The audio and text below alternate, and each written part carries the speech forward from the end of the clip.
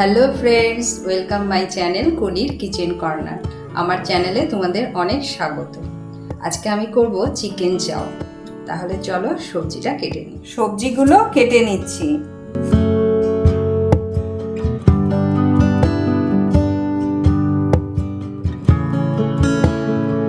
এখানে আমি সবজি কেটে ধুয়ে নিয়েছি।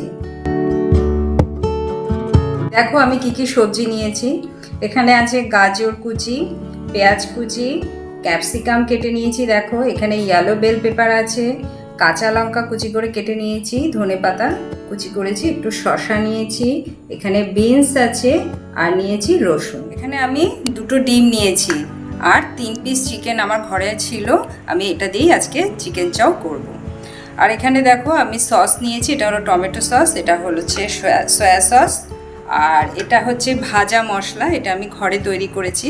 এখানে গোটা জিরে, শুকনো লঙ্কা আর গোলমরিচ আমি একটু কড়াইতে টেলে নিয়ে শিলে বেটে নিয়েছি। আর স্বাদ মতো লবণ দেব। কড়াইতে জল দিয়ে দিলাম, একটু সাদা তেল দিয়ে দিলাম আর একটু লবণ দিয়ে দিলাম। জলটা ফুটে উঠলে আমি এই নুডলসগুলো কড়াইতে দিয়ে দেবো। নুডলসগুলো আমি দিয়ে দিলাম। নুডলসগুলো আমি সেদ্ধ করে নিচ্ছি। খেয়াল রাখতে হবে যাতে বেশি সেদ্ধ না হয়। নুডলসগুলো সেদ্ধ হয়ে গেছে, আমি দেখো তুলে নিচ্ছি।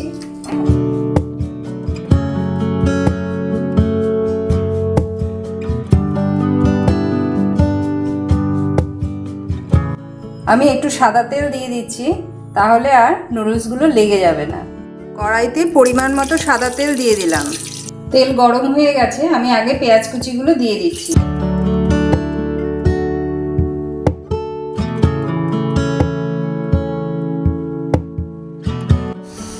গাজরগুলো দিয়ে দিলাম।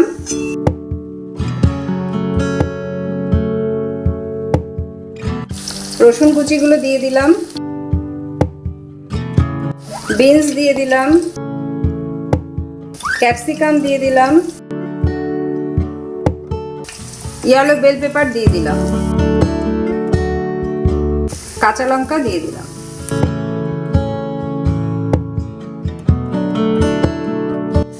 অল্প লবণ দিয়ে দিলাম।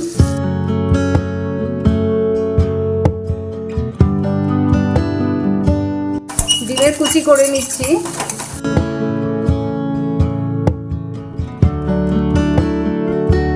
আমি এখানে মাংস পেঁয়াজ বাটা আর রসুন বাটা আর একটু সয়া সস দিয়ে ম্যারিনেট করে রেখেছিলাম।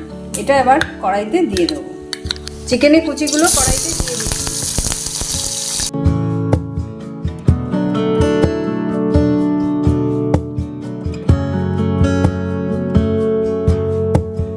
হলুদ দিয়ে দিলাম।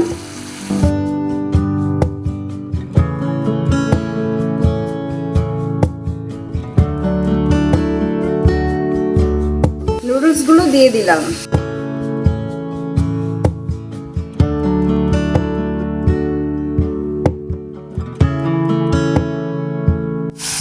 টমেটো সস দিয়ে দিলাম।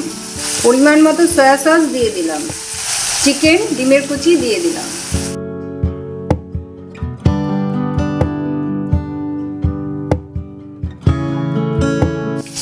অল্প চিনি দিয়ে দিলাম। এবার ভালো করে নেড়ে নেব। আঁচটা বাড়িয়ে দিলাম।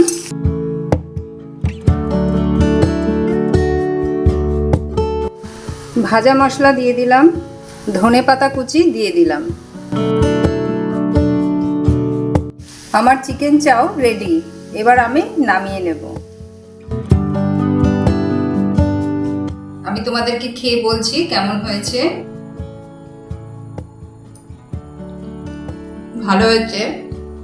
আর তোমরাও এভাবে বানিয়ে খেতে পারো, তোমাদেরও আশা করছি ভালো লাগবে। আর আজকের মতো আমার ভিডিওটি এখানে শেষ করছি। যদি তোমাদের ভালো লাগে তাহলে অবশ্যই লাইক, শেয়ার, কমেন্ট এবং সাবস্ক্রাইব করো। সঙ্গে থেকো। আর দেখা হবে আবার একটি নতুন ভিডিও নিয়ে।